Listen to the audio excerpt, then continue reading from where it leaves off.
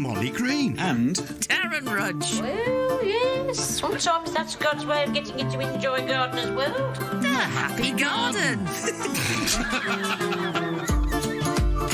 And a very warm welcome to May. As we enter one of the most exciting months in the garden, we're going to be looking at May in this episode of the Happy Garden podcast.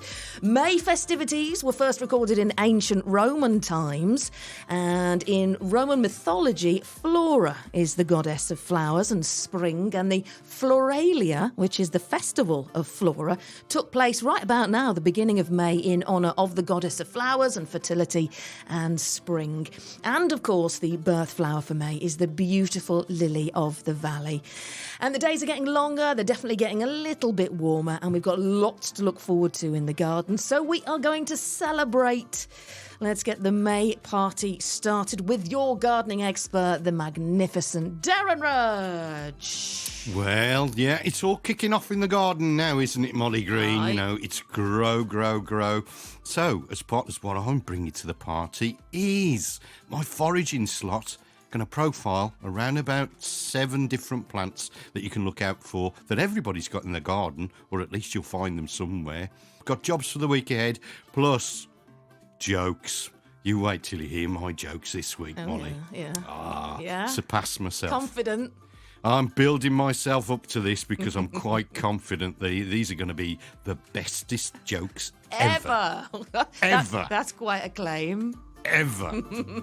Is it on par? Is it anything to do with potatoes? Let's say No, there's nothing about potatoes chitting. chitting your potatoes. That was the funniest thing ever. Well, we'll look forward to those a little bit later on. Now, the magnificent Chris Baines, our very good friend, the founder of International Dawn Chorus Day, will join us a little bit later on.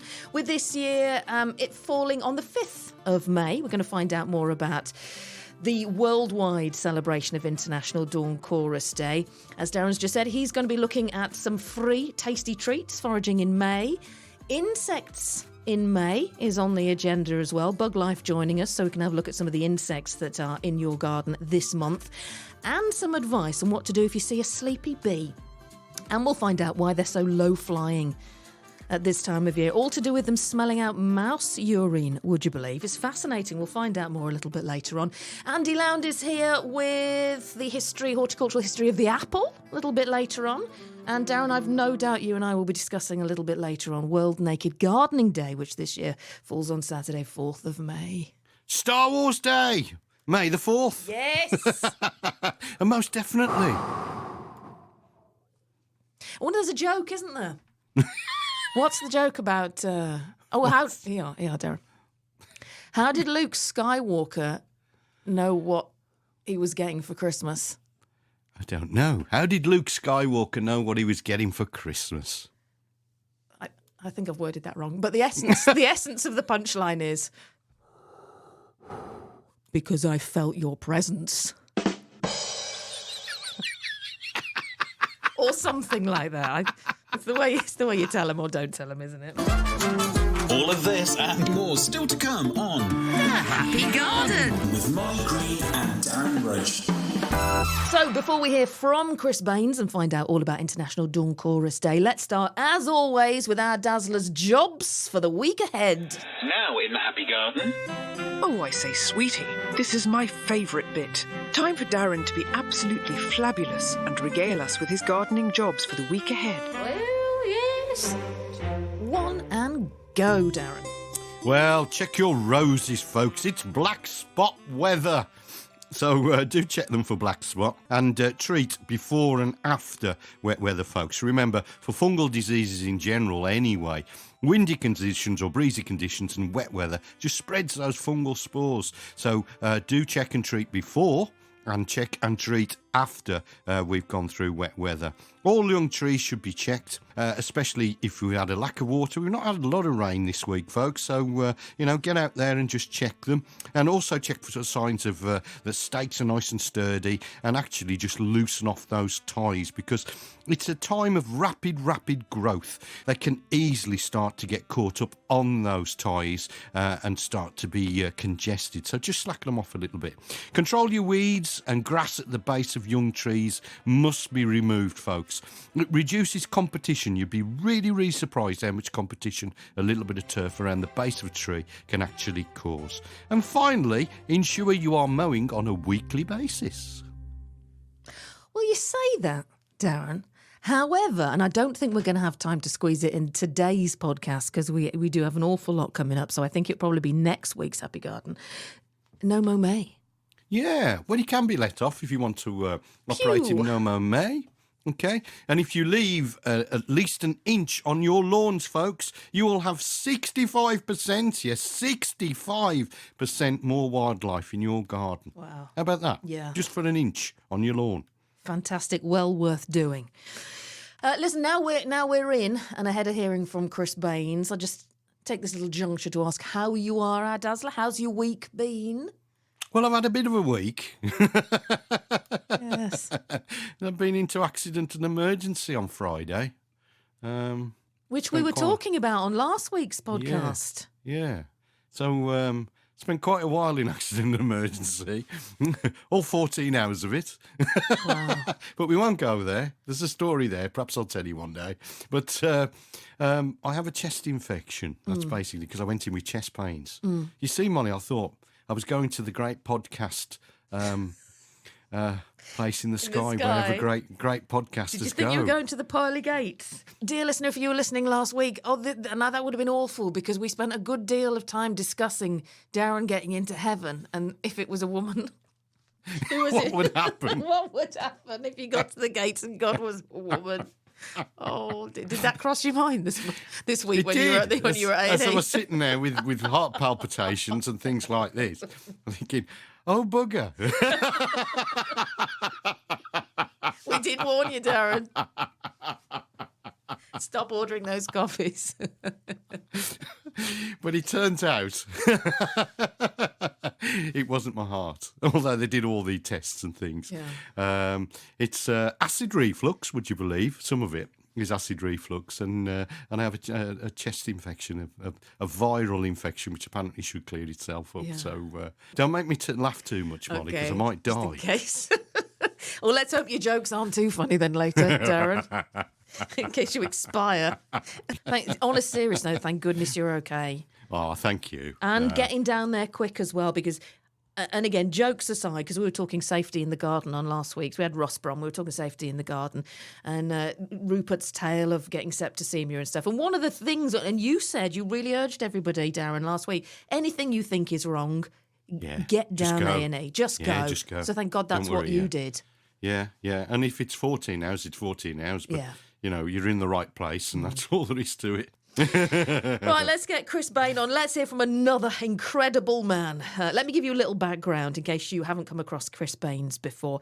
He is one of the UK's leading independent environmentalists. He's a horticulturalist, he's an author, a TV presenter, a landscape architect. He's an all-round good egg. We do love Chris. Back in 1980, he was one of a group of local environmentalists who co-founded the Urban Wildlife Group, which is now the Wildlife Trust for Birmingham and the Black Country. And that was the beginning, would you believe, of all of the wildlife trusts right across the UK. And, as we will hear in future episodes, Chris also built the first wildlife garden ever allowed at Chelsea Flower Show back in 1985.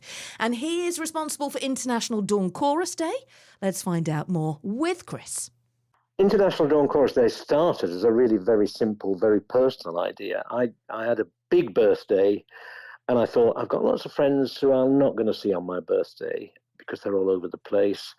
Wouldn't it be nice if I actually persuaded them to get up at the crack of dawn, 4:30, 5 o'clock on my birthday, beginning of May, and just listen to the birds and know that they were out there and I was where I was, and we were kind of communing, if you like, through the sound of the dawn chorus. And I don't know whether any of them actually got out of bed at 4 o'clock in the morning, but the spirit of the thing certainly worked. And then I thought, actually, everybody said to me who'd been involved, that's a really nice idea, because you don't need to know what the birds are. You just, you can do it anywhere. It's free. And so the following year, I rang BBC Today programme, and I just said, you may not realise this, but the first Sunday in May is International Dawn Chorus Day. And of course, they announced it on the Today programme, and therefore it was. And that's near 37 years ago, and it's just grown and grown and grown. Within a couple of years, I met a wildlife photographer from Denver and talked about this, and she got in touch with me the following May to say, we've organised 3 special events in parks in Denver for people with disabilities. We're getting them all out there by 5 in the morning so they can listen to the bird songs. Great idea. And then by 4 or 5 years ago, I guess, by then, there was this amazing program going on RTE, on Irish radio, which they'd done for 10 or 15 years, where they had a live outside broadcast, 8-hour program, starting in India, and then traveling with the sunrise and the bird song through about 12 or 15 different countries. Wow. Picking up on the birds, and a different voice would come in to say, well, what you're hearing here is mostly tree frogs, or what you're hearing here is the sound of, monkeys in the background in the dawn chorus. Exactly. So that then traveled all the way through to Dublin and finished up in a park in Dublin at dawn, So this thing has just got better and better and bigger and bigger. And it's all kind of supervised, if you like, by the Birmingham and Black Country Wildlife Trust, who have got, a tiger by the tail, really. It's completely out of control. It's happening all over the place. And it's wonderful because it's just so simple. And as well as I do, there is something just magical about being there in the dark when you hear the first robin and then the first blackbird, if you're lucky, with your song thrush or something else. And of course, knowing that that's happening right across the northern hemisphere as the sun travels across, and that the birds will be different in different places, but the principle of it is the same, and they're all doing the same thing. They're all shouting at one another and saying, this is my patch and I'm bigger than you are. But what we get is the benefit of this glorious natural sound. So that's what it is. Is it a territory thing? Is it the males singing? Who is the dawn chorus? Who are they?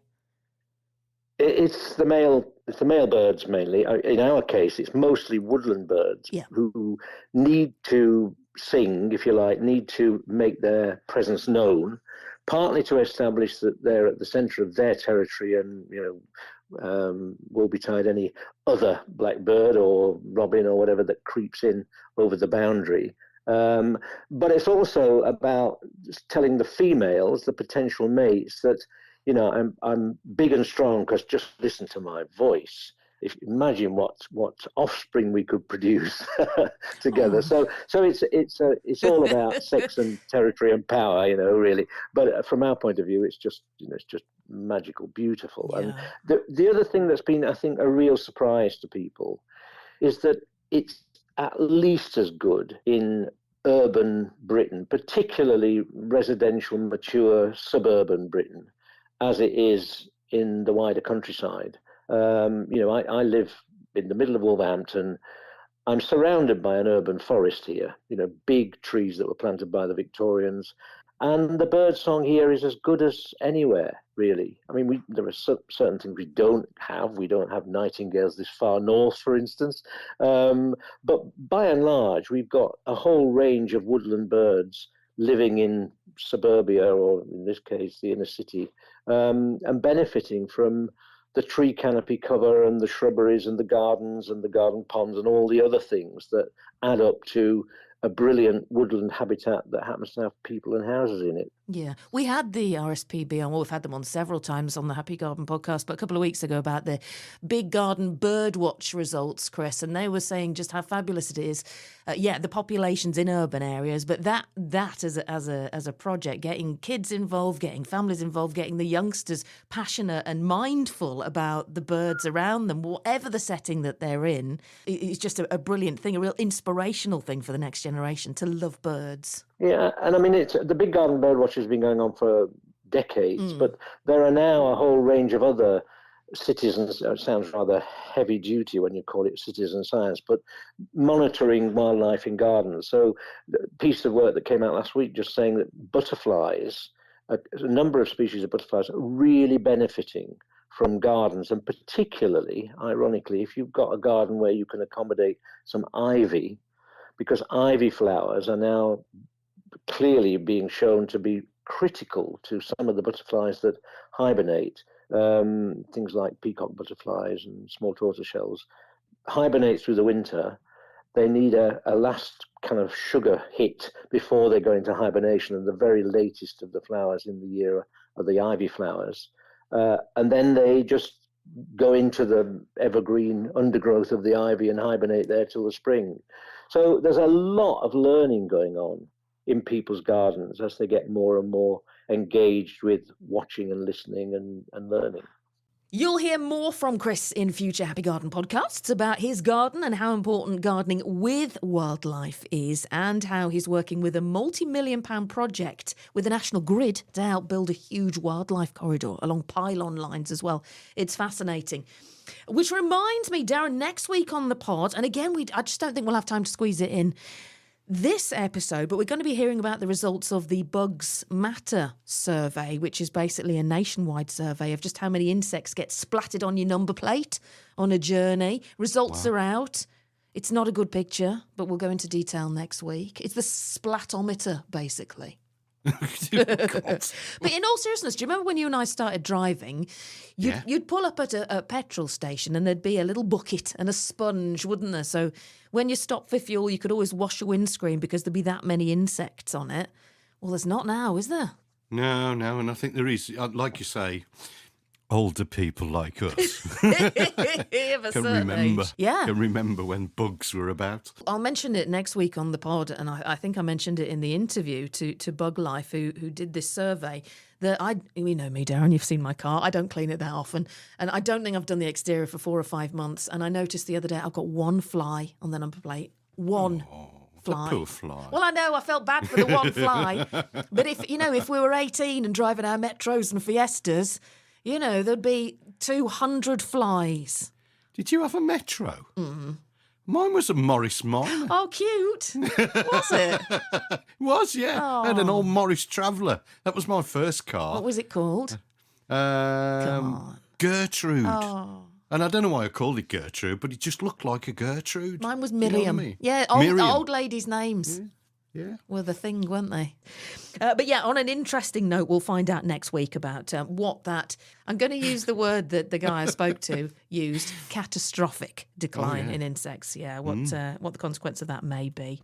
Now, Darren, shall I get onto a question for you and pick your horticultural brains? Yes, please. Darren, of course, is here to answer anything, any problem you've got in the garden. And it doesn't have to be a problem. It can be a success story, or maybe you're planning something. Don't forget, Darren is a multi-award winning garden designer. So maybe you've got an empty garden, or you just want to change up for the forthcoming summer. That's what our Dazzler's here for. Well, and other things. But he's very good at that. All right. Right then, this is from Anne. And she sent us an email on thehappygardenpodcast@gmail.com. The Happy Garden Podcast, all one word, @gmail.com.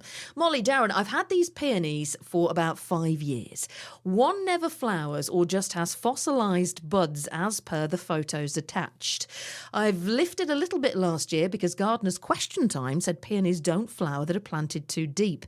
But yet again, this peony has dried up buds. The peony on the other side of the garden does flower, but the stems were blown down in a storm.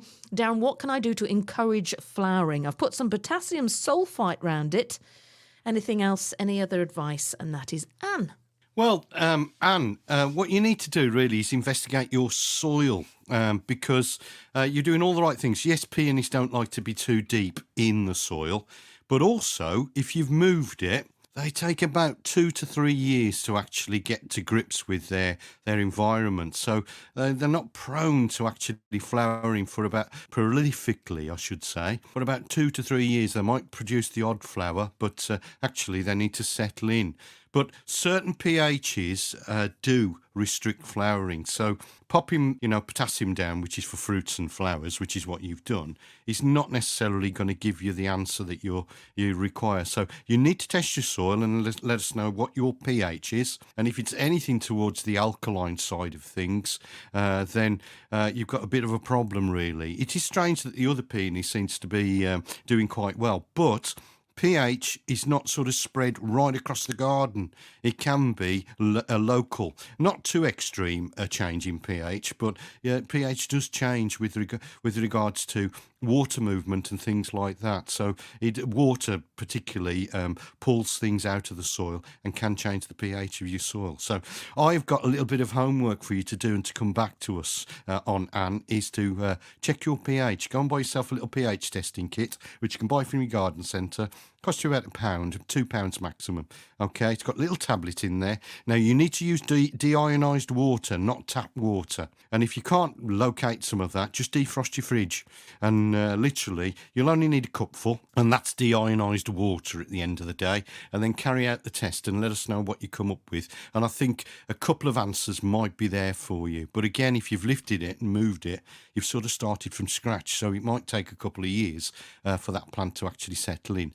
The other thing to do is to get some really, really good mulch around the base of the plant so that any water that goes into that area is retained and not lost when it becomes a nice sunny day. So, Anne, you've got some homework to do, and I need you to come back to us on what the pH is in your garden. We need a pH meter reading, or a pH test reading, I should say, and let us know. And that might actually tell us what's wrong with your peony. Okay, Mo? Yeah, There you go. it's a shame, but she will have to wait a while to see bigger peonies.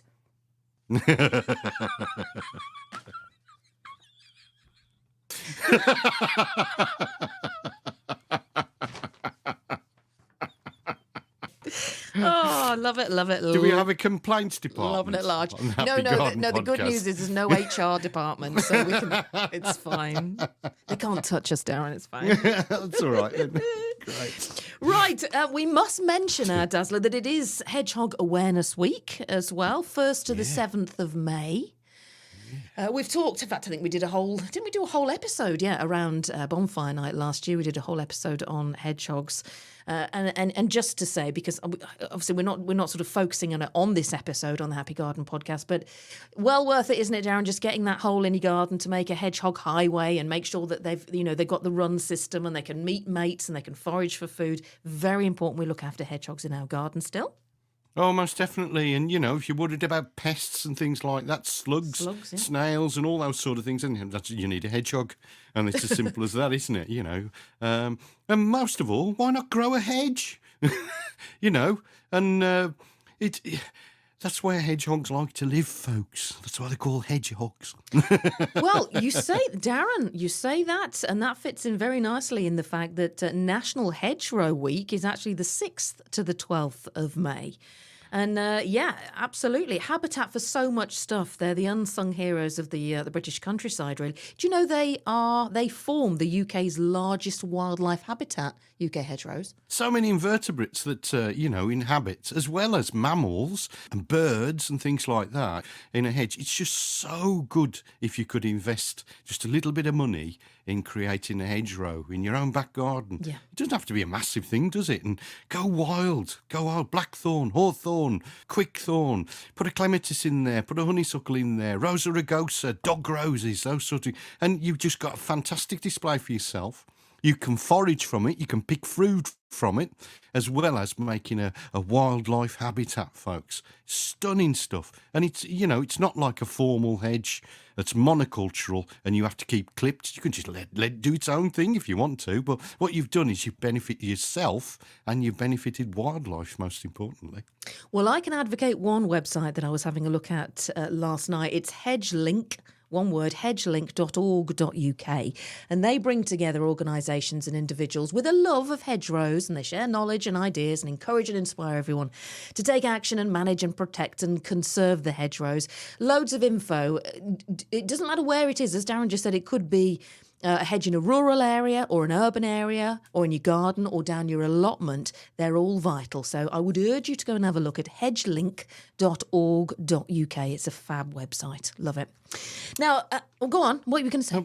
All I was going to add to it, really, Molly, is Yep. when you've got your prunings and things like that, folks, what's becoming really, really, really popular is what's called a dead hedge. Shove 'em And in. it's still such a valuable habitat. All you need is some canes in the ground so that you can basically make like a thing to stand them up against and just lay your prunings flat. Old hazel prunings, but the stems themselves, just ram them into the ground. So there's your uprights, and then pack any of your prunings behind those, and then you create what's called a dead hedge, and it really, really becomes a massive, massive wildlife habitat. So, and that way, you're being organic. It will break down eventually, but keep adding to it. So don't throw your prunings away. Don't put them in the green bin. Make a dead hedge as well. It's common sense, isn't it? Darren, Just get out there and do it. That's genius, because you'll have a little hedgerow if you need some sort of segregation in your garden, if you need some sort of barrier somewhere. No maintenance either. Brilliant. Yeah, Win-win. totally and utterly. Prune it off, and then you haven't got the rubbish. Just stick it on your dead hedge. Job done. Nice. Winner, winner, avocado dinner. Boom. Darren. Boom! I'm on fire. That's your new thing, isn't it? Boom. I like Boom. that. Boom, boom. It was that basil brush. Love it. Now, every month we're taking a look at what insects are in your garden here on the Happy Garden podcast. So what can we expect to see in May? Here's Paul Hetherington from Bug Life. So, I mean, at this time of year, you often see the queen bumblebees. They're much larger than your average bumblebee flying around, and you'll see them flying quite low to the ground, and often over areas of grass and where there's no sort of obvious flowers around. And you think, well, what on earth are they doing? Well, they're actually looking for somewhere to make a nest, because what they're doing is they're sniffing out the smell of stale mouse urine, because their favourite place to make a nest is an old mouse hole. And they've obviously got very sensitive sense of smell, so they're just sniffing around. Can I smell some stale mouse urine? Oh, good, here it is. I'm going to make my home down there, because I've got a ready-made hole in the ground that we can gradually make bigger. Wow, my goodness, my eyebrows are up in my hairline. I didn't realise that. I thought they were I don't know what I thought they were doing. I see them walking around on the floor all the time, and I'm thinking, do you need help? Well, actually, do they? You've explained sort of what they're looking for, but can we help them this time of year with their energy levels? One of the issues we have had, particularly this year, is we've also had an awful lot of rain, Yeah. and we've had an awful lot of wind, and that makes it very, very difficult for bees to fly and to move around. So yeah, what can we do to help them? Well, we can try and make sure that we've got stuff in bloom in our gardens at this time of year that is accessible to them. I mean, one of their favourite plant foods, and it's probably not a great one for a garden, is the blackthorn, which tends to be one of the first things to come out into flower. And if you go and look at blackthorn when it's in flower, Beautiful. it tends to be covered in bees, because it's one of the first early sources of food. But if you can have food sources ready in your garden and area, then at least they've got something they can go and stock themselves up on. You can buy homes for bumblebees. The only issue with them is that obviously without that stale mouse urine smell, they're not that likely to find and utilise them.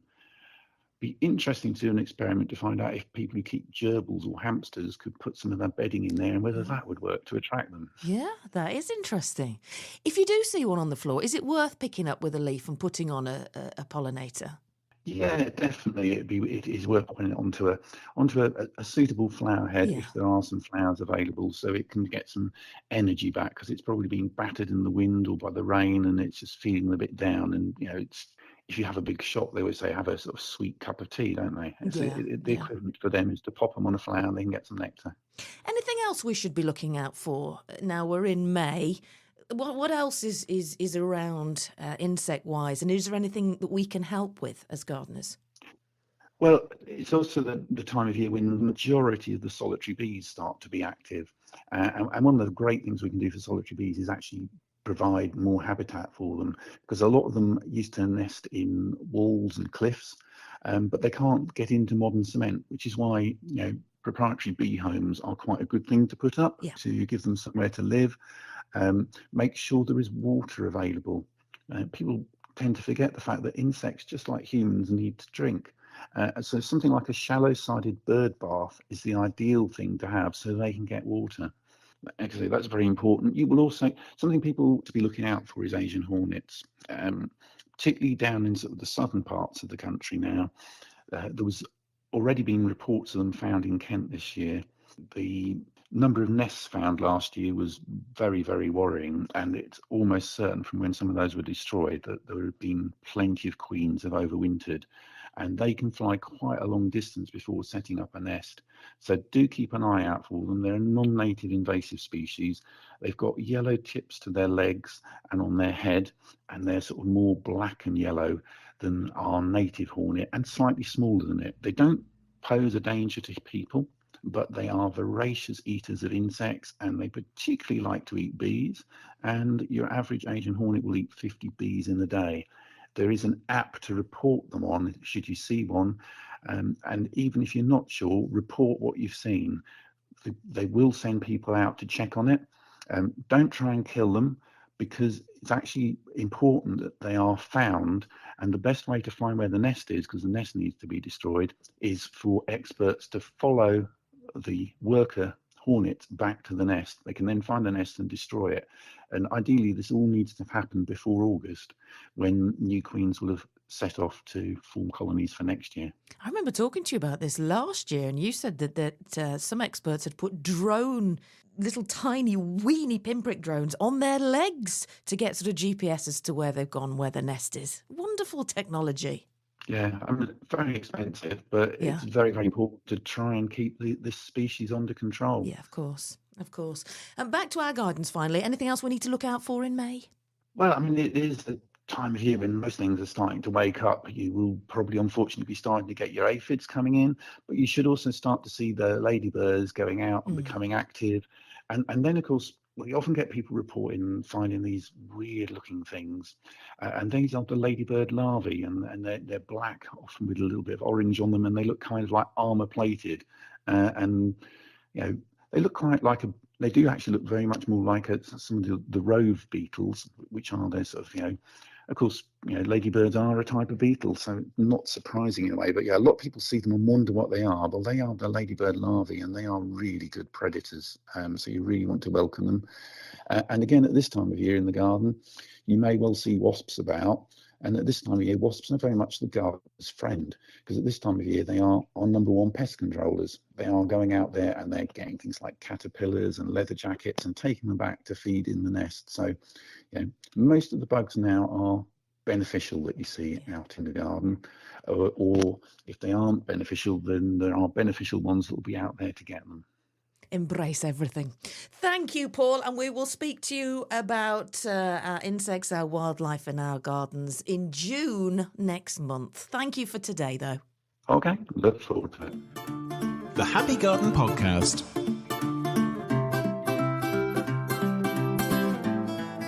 Time now for some adverts on the Happy Garden Podcast. Darren, did I tell you that we haven't been paid yet, but I had an email saying that there might be some money released from the adverts that are on the podcast and have been for many, many months? Don't get too excited, because I've done the math, as they say in America. Why they drop the S, I don't know. I've done the math, and we are getting around 69p per podcast. I'll try and get my deposit for the Ferrari back then. Dear me.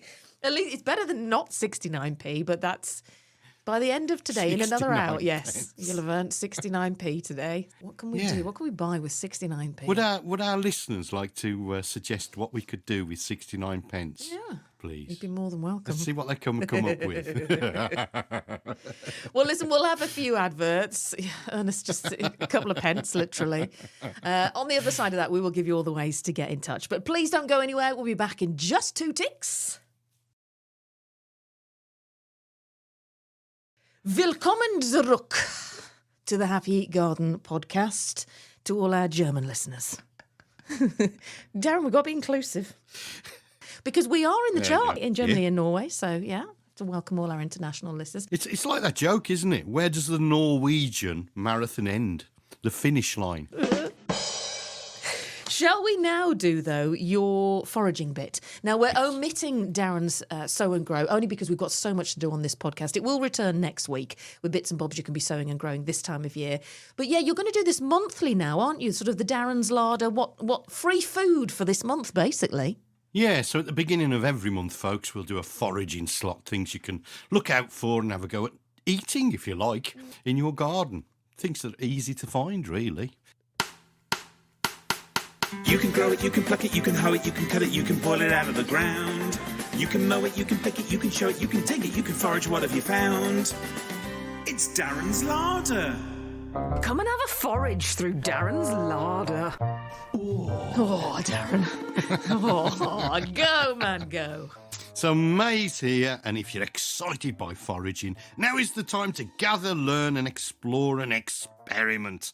As well as welcoming old favourites, there are always new things to discover and recipes to try out, folks. So I'm going to start with chickweed. Everybody's got chickweed. It's a vigorous weed that's probably trying to take over your beds and borders right now. But did you know you can eat it? The leaves, stems and flowers are all edible, folks, and you can either eat them raw, so as you're weeding them out, you can ram them in your mouth, or you can cook them in stews and even use them on salads. Its tender leaves can go into salads with a little bit of lemon or olive oil dressing, blend into homemade pesto, or used to liven up fish or chicken. The tiny white edible flowers make a pretty salad garnish as well too. Now we move on to an old-fashioned favourite, which is called hawthorn. At this time of year, the young leaves, flower buds and young flowers are all edible. They can be added to a green salad with grated roots, and the developing flower buds are particularly delicious, good and sweet. Young lime translucent leaves of the lime trees can be cooked but are best eaten raw. Add them to salads or in a sandwich instead of lettuce. How about that, with a little spritz of lemon juice?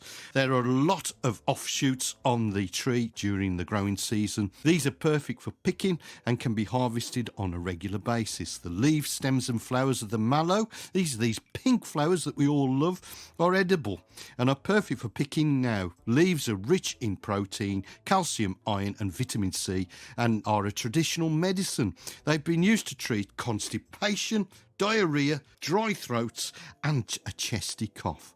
The slightly furry leaves and stems are best picked around now until early summer. They contain a resin which gives them a distinctive gummy texture, a bit like okra. It adds glutinous richness to Arabic soup, which is made from them. Add the bright and colourful mauve flowers to salads as a garnish for dressings and use them in summer cocktails as well. Red clover is a very common plant in the garden at this particular time, and it's a member of the bean family, would you believe? Don't pick too many. Bees love them. Clovers occasionally have 4 leaflets instead of the usual 3. So there you go, folks. There's 5, 6 or 7 plants for you to look out for that are either in your garden. You might find them on roadside verges, or perhaps you go for a countryside walk. Pick them. Just have a little munch and have a little try. And we'll continue our foraging slot for June when we get into early June next month. Here you go, Moz. Nice. How about that? Is chickweed, which is what you started off with, is that the same as sticky willy and goosegrass? Is that the same? It's not. Oh, it's A not. different plant. Oh, is it? Yeah, it's chickweed. That's me told. No, it's not your banana. It's totally different. Sticky willy, goosegrass. There is another term for it, isn't there? They're cleavers. Cleavers. Those are That's cleavers, the yeah. one. Yeah. That started coming up everywhere in our beds already. Darn it. Yeah. Can you eat that? Yeah. Well, I have to look it up first. You have to look You're out. not I have to sure? look out for that. I wouldn't think so. The geese like it. Yeah, it might stick as it goes down. Oh, yeah, I do. Blessed stuff. It's the time in the garden now, Darren. Thank you very much for your foraging slot. Right. Just on a different note, it's the time in the garden now I've noticed where I can't quite tell, and I say this to you every year, what's a plant and what's a weed in inverted commas. You know, what do I want and what I don't want, because, you know, they all look the same. They don't all look the same, but, you know, some of the leaves coming up, I'm not sure what they are yet. I'll have to just sort of wait. So let them grow on a little bit Yeah.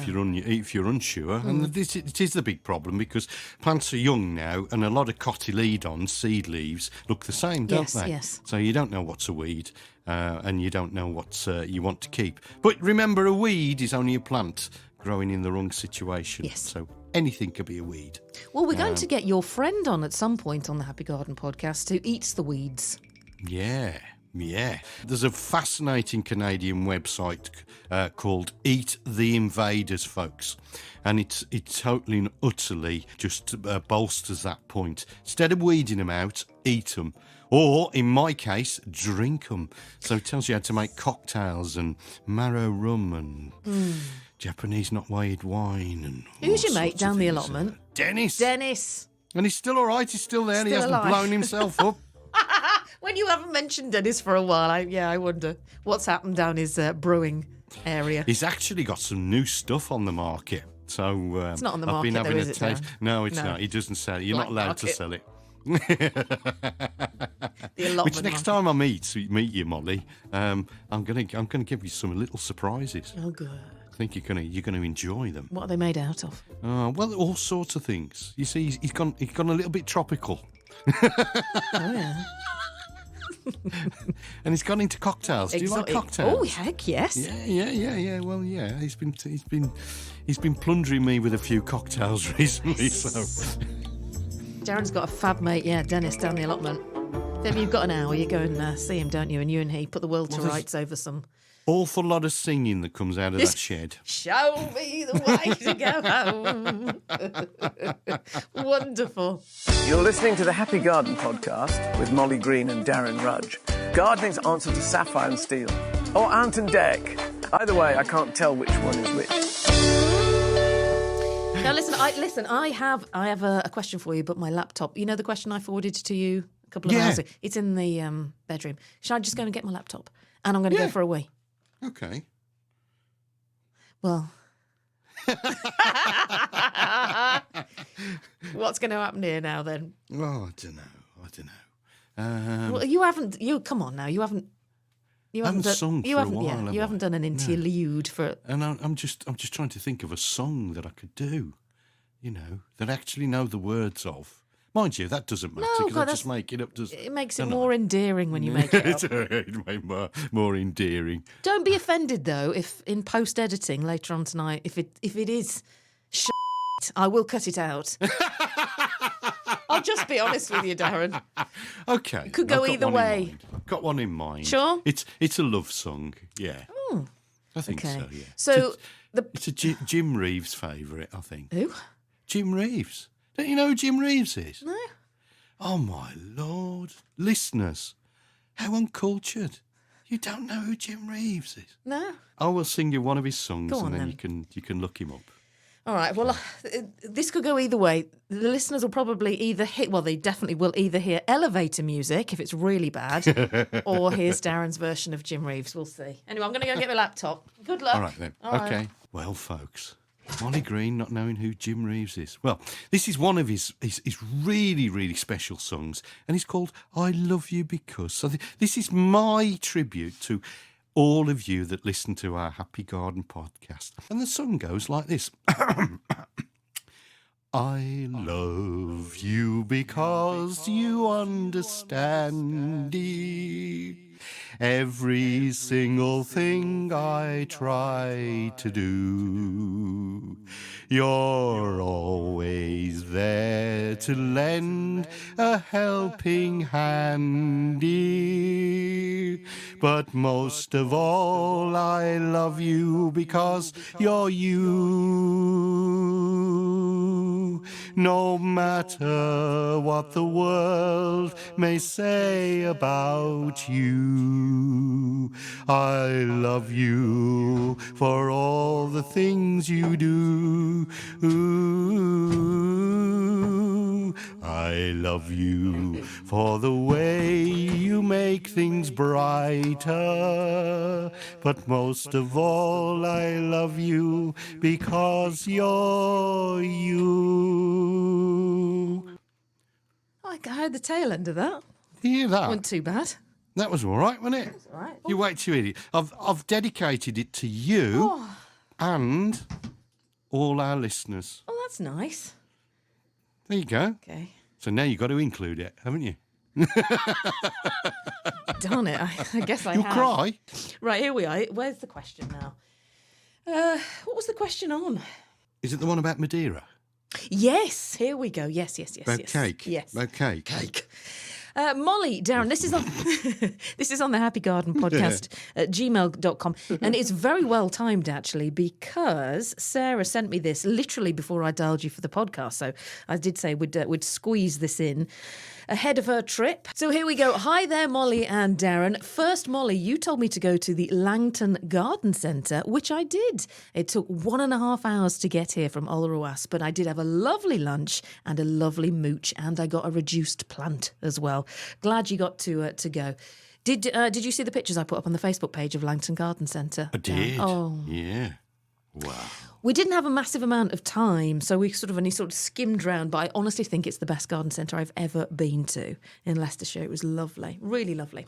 Anyway, she says, Mol, Darren, secondly, I'm going to Madeira in 3 weeks. Maybe you could give tropical garden delights, Darren. What should I go out and see? Do you think there's a botanical gardens which might be a must? And then thirdly, I've taken some pictures of my bleeding heart in my front garden. The plant was from Morrison's during COVID times. Hasn't it done well?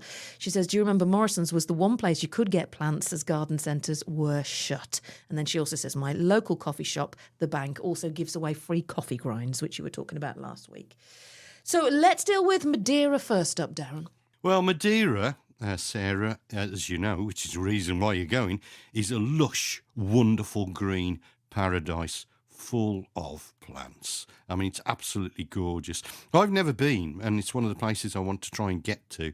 Perhaps when you go, you can take lots of pictures for us and post them on the Happy Garden Podcast Facebook page. And the things that you can look out for, Sarah, are things like agapanthus. We all love them, don't we? They're really trendy. Have a look around, take photos. Proteas, they're like little cacti. Wonderful, stunning red flowers on those. What about strelitzias? Birds of paradise. It's where they come from. Have a look for those. Aloes, I make tequila out of aloes, but they're going to be all over the place. Geranium madeirense. It's Madeira's version of the cranesbill, folks. Lovely pinky purple flowers. Chinese hibiscus. The big-leaved hydrangeas. If you love hydrangeas, these are ginormous in Madeira. They've got massive leaves. Sansevierias, mother-in-law's tongue, sometimes called the snake plant. They're going to be all over the place for you. And, of course, the stunning bougainvillea.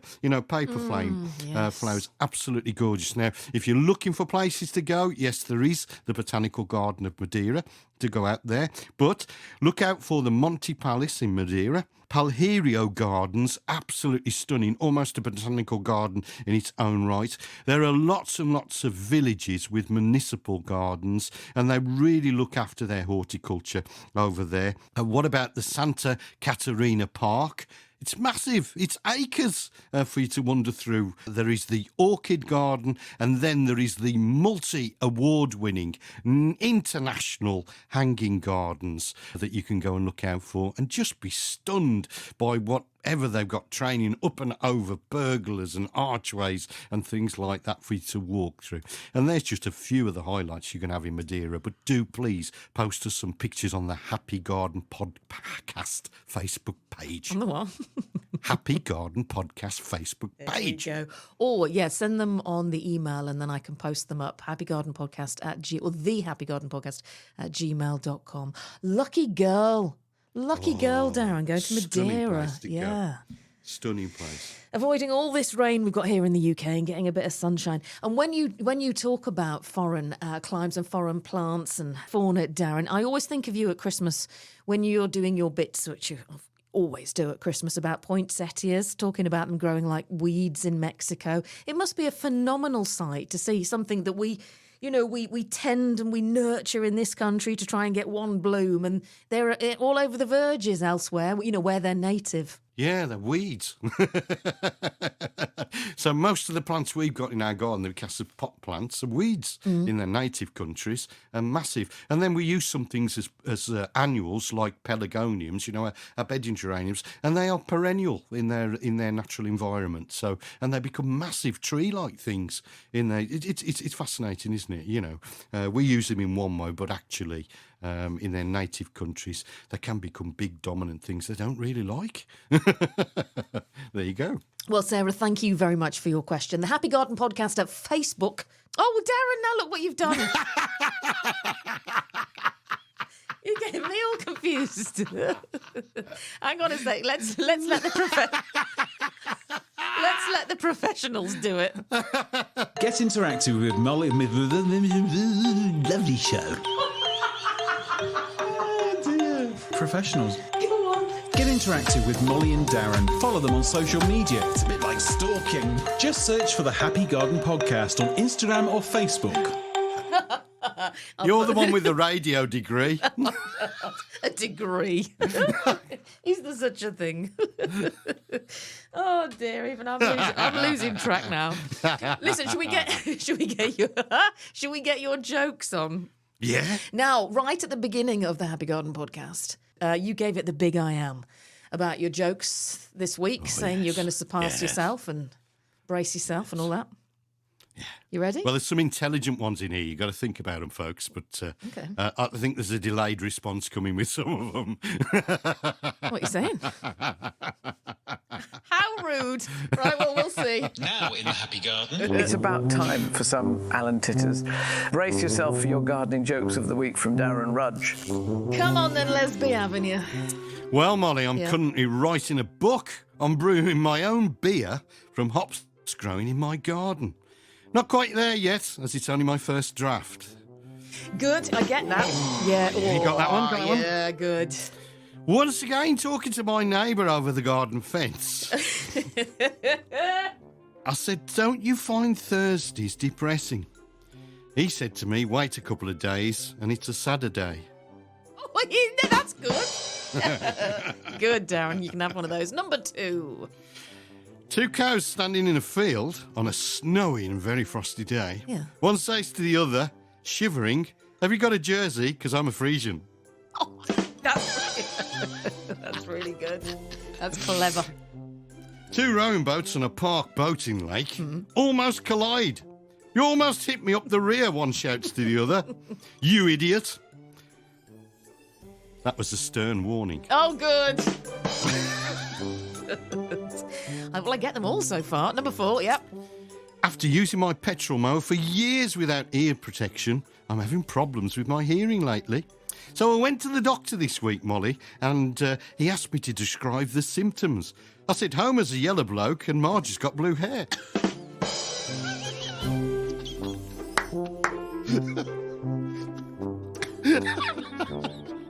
I'd just taken a sip then. That nearly went all over the equipment. That was really, really good. Yeah, that was good. And finally... Oh, another one. Yeah. Bugs Bunny doesn't accept messages through Google Drive. He will only accept a WhatsApp doc.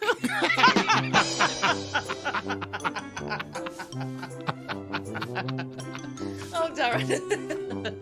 I told you they were good. Everyone a winner. The best still last. Wait till you hear next week's. I've already prepared them. The Simpsons was good. Oh, I enjoyed those. Oh, my cheeks are actually hurting. Well done, Darren. Good. As always, dear. if you want to joke off Darren, you are more than welcome. Again, get in touch on the happygardenpodcast@gmail.com if you think you're hard enough and can beat our Dazzler. Yeah, definitely. Share. Please do. Yeah. Brilliant.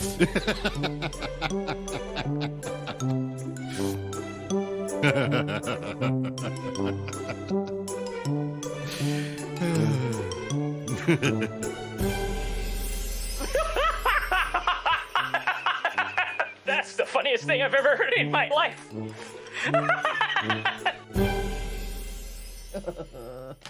Now, you're going to get your kit off for World Yeah, Naked... definitely. Are you? Yeah, World... don't you? God, no. Don't you? Hell no.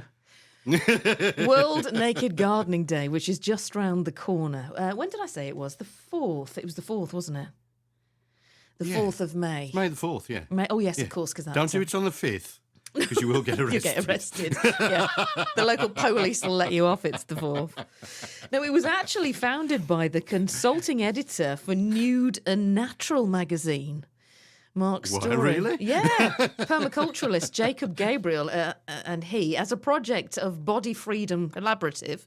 The idea was inspired by the success of, I didn't even know this existed, Darren, World Naked Bike Ride Day. Oh, God. Hang on, my laptop's still here. Let me Google that. Have a look at World images. Naked Bike Ride Day. Apparently, let's have a look. Let the dog see the rabbit. Here. World naked. Right, don't Google this at home. Don't Google this at work. Anybody listening? I'll do it for you. Let's have a look. Oh, dear. And I get saddle sore with trousers on.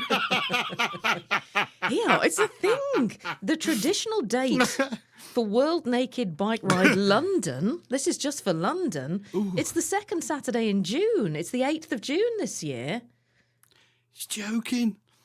Good God. Hang on, let me You have know a- what happens if you pull up too sharp, don't you? Look at the pictures. Hang on. What? They've got pictures They've on got there. pictures. Hang on. I've got my laptop in front of Go me. on, have a look. Hold on. Let me have a look at. Let's have a look at images. Oh man, really? You are joking. No, I'm not. Honestly. Let me go back to the Wikipedia page. World Naked Bike Ride. Started in 2003. They've got blurred pictures, haven't they? No. No, it's all there. The message of World Naked Bike Ride is protesting against oil dependency and celebrating the power and individuality of the human body. And then there was a shift to simplify the message and focus on cycling advocacy. So there you go. God. And it's in 28 cities and 10 countries on 4 continents. So it's huge. Wow.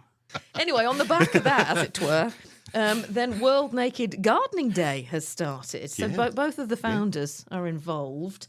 And they say getting naked in your own backyard has so many benefits. On a serious note here, Yeah. as nature intended, a sense of freedom and release, a boost to self-confidence and positive image, a good laugh, laughing relieves stress and promotes good health, a greater connection to the natural world, which also busts stress and improves mental health, and of course the health benefits of more vitamin D on your whole body.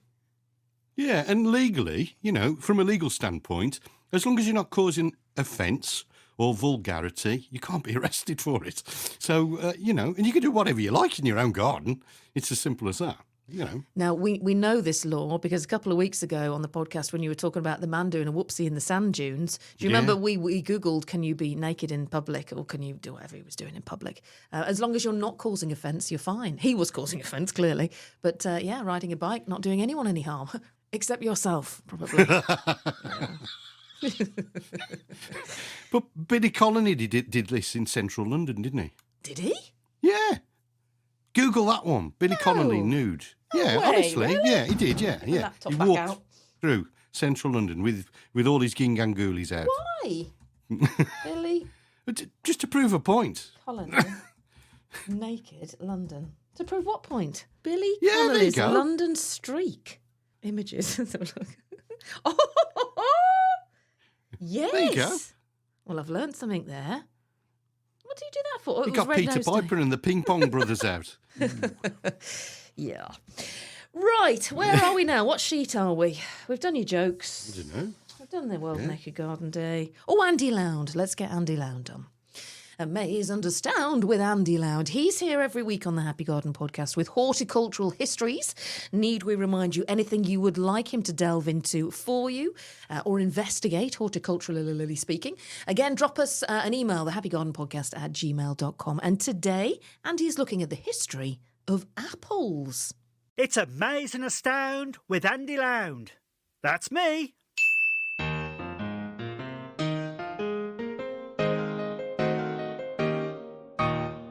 Hello, Molly and Darren. Today I'm going to trace the history of one of the most ubiquitous fruits in the world, the apple. This humble fruit has a rich and diverse history that spans centuries, intertwining with various cultures, legends and scientific breakthroughs. So let us travel to the ancient landscapes of Kazakhstan, where the wild apple, Malus sivasi, is believed to have originated. These small sour fruits were the ancestors of the sweet and crisp apples we enjoy today. As human civilizations flourished, so did the cultivation of apples, spreading through trade routes to the Middle East and beyond. Apples have held symbolic significance in numerous cultures throughout history. In ancient Greece, they were associated with the goddess of discord, Eris. The biblical narrative of Adam and Eve also features the apple as a symbol of temptation and knowledge. The Silk Road, the ancient network of trade routes connecting East and West, played a crucial role in the dissemination of apple varieties. As traders and explorers traversed these routes, they carried with them diverse apple seeds, leading to the establishment of orchards in new regions. The fruit became a staple in the diets of many civilizations, adapting to various climates and soils. In colonial America, where the apple found a new home, Johnny Chapman, later known as Johnny Appleseed, the legendary folk hero, is credited with spreading apple seeds across the American frontier in the 19th century. He created a number of horticultural nurseries. His efforts contributed to the establishment of apple orchards. The first in North America was William Blackstone's in Boston, Massachusetts. The only native American apple is the crabapple. Apples grown from seed tend to be very different from those of their parents, and the resultant fruit frequently lacks desired characteristics. For commercial purposes, apple cultivars are propagated by clonal grafting onto rootstocks. Apple trees grown without rootstocks tend to be larger and much slower to fruit after planting. Rootstocks are used to control the speed of growth and the size of the resulting tree, allowing for easier harvesting. In the 20th century, scientific advancement in horticulture and genetics revolutionised apple cultivation. The work of individuals like Luther Burbank and Gregor Mendel led to development of apple varieties with improved taste, texture and disease resistance. There are more than 7,500 cultivars of apples. Different cultivars are bred for various tastes and uses, including cooking, eating raw, cider, or apple juice production. Worldwide production of apples in 2021 was 93 million tonnes, with China accounting for nearly half the total. Apples are fabulous. Apple pies and crumbles, baked, covered in toffee, put in stews, sliced, diced, however you like them. Yes, okay. Also in cider, forming part of that fabulous wassail ceremony. Have a quick drink. There was a young lady from Ryde who ate some green apples and died. The apples fermented inside the lamented and made cider her inside. Aha! More from potted... potted? More from the potting shed next time. Oh dear. Quick, get the chair, Nelly. Get the chair. So, Molly and Darren, more from the potting shed next time.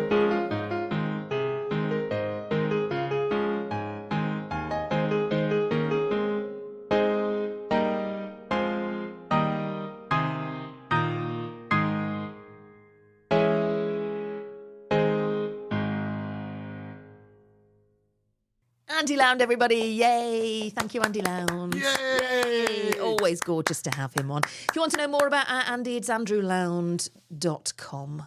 On to another question for you, our Dazzler Pants, if it's okay to call you that. Okay. Of course. Do you remember when our boss no at the bit... Oh, no, I better not say that. Hang on. On to another question for you, Dazzler. Oh, Daz. Oh dear. Yeah. Sorry, yes. On to another question for you, Dazzler, and this is from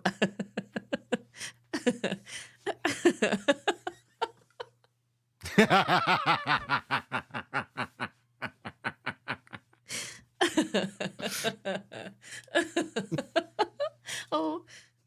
This is hang on. Oh dear. This is from Penny. Now it's hang on a second. Another question for the Happy Garden podcast, Molly. Can you ask Darren, are Epsom salts an effective fertiliser? Oh, hang on a second. I'm being passed a note. Oh, you scared me then. Lunch ready-ish. Shall I put the pie in? It takes 15 minutes. Oh, bless you, Mr. Green. I'm being passed a note. How long we got? 15 minutes? You can speak. It's fine. You've been on before. 15 minutes. No, I'm saying it. Have you got longer to do? No, we've only got. We've got. You can have your note back. Darren's money saving and jobs, and then we're finished. Put your pie in? Put my pie in. That would be great. Thank you. And you get on to me about asking for coffee. Oh no! The reason we're having a big Sunday lunch. Hang on. Just let me peep out the door. Just close the door. Don't want people to hear. We've got guests staying for a few days. So we're trying to act like we always do a big Sunday lunch, even though we don't. We're having. Anyway, where were we? Penny's question. That's so sweet, bless him. He snuck in with a note. Penny's question. Shall I start all this again? Because that was all lunacy. Another question for the Happy Garden podcast. Molly, could you ask Darren, are Epsom salts an effective fertiliser? I've heard you can add them to your watering can or just use the crystals straight from the soil. Surely you need more than just magnesium. Could you ask Darren? And that is from Penny. Penny, they are an effective fertiliser, and indeed on some of the bags that you buy, when you buy your Epsom salts, it'll say, this is a fertiliser. So you can use them. It's magnesium sulfate, and that's what they are, Epsom salts. And magnesium in plants is responsible for strong cellular growth. It's responsible for structures within the plant, so strong structural growth. But most of all, it's a massive, massive, massive part of photosynthesis. So the green stuff that's in your leaves is caused by what we call chloroplasts, and those are the green things, and they collect the light and help your plants to make food and feed themselves. So if you give your plants Epsom salts, then basically that's what you're doing. You're helping them to feed themselves as well as grow healthy structures. Now here's the recipe. Yes, you can use them neat and just sprinkle them on the ground. You can use them as a base dressing, so when you're planting things in the ground, sprinkle a little bit in the bottom of the hole. Sprinkle as a top dressing, as I just said, across the soil and just work them into the soil, but also as a liquid feed, because you'll know that Epsom salts you can just sprinkle in your bath and they dissolve. So 1 tablespoon in a gallon watering can, you can feed your tomatoes, your veg, your houseplants, all sorts of things. And all you're doing is you're just boosting that magnesium and you're helping them to actually build healthy structures within the plant as well as feed themselves. And that's what magnesium does. The other thing is, if you've had a bag of compost, folks, open for a little while, more than 6 months, you might want to enliven those cultures, and that's what magnesium sulfate does as well. So just a couple of handfuls of Epsom salts in your compost, work it through.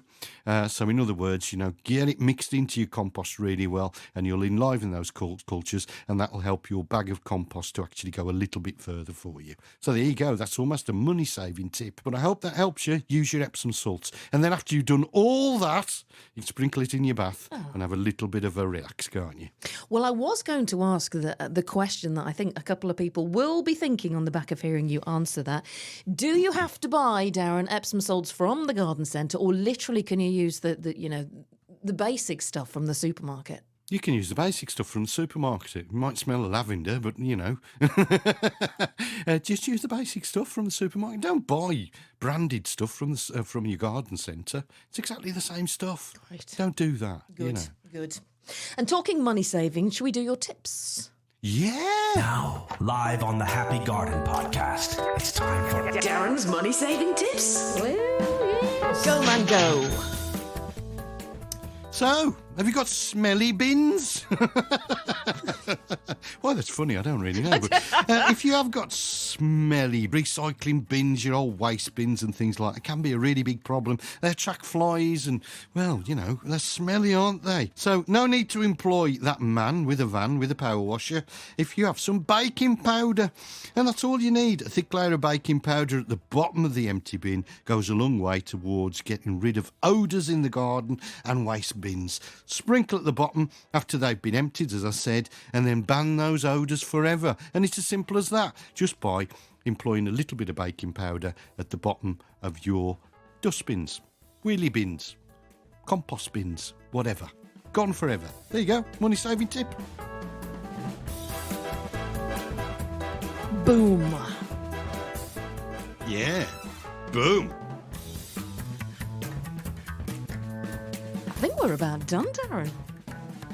Wow. Wow, done well this week. We have, yeah. Already lots lined up for the Happy Garden podcast. Next week, we are going to be talking No Mow May on the agenda. Also, Bug Life joining us as well to talk about this splat count, the huge citizen science survey that's done on people's number plates across the UK to have a look at the numbers of insects in the UK. Results are in, they're not good, but we will be looking at the results and talking about the consequences. All the usual bits and bobs from you, Ad Asler, next week. God willing. I say God willing. You've got to be God willing. Well, I might not be here this week. Might have to do it through the Ouija board. Oh, Darren. How is your chest? Have you held up? It's all right. You're all right. It's a bit painful, when I laugh, but I go through it for my art. Yeah. This pain is pain that I feel for my art. Love you, Darren. Right, get your job sheet ready. We'll finish with some jobs for the week ahead.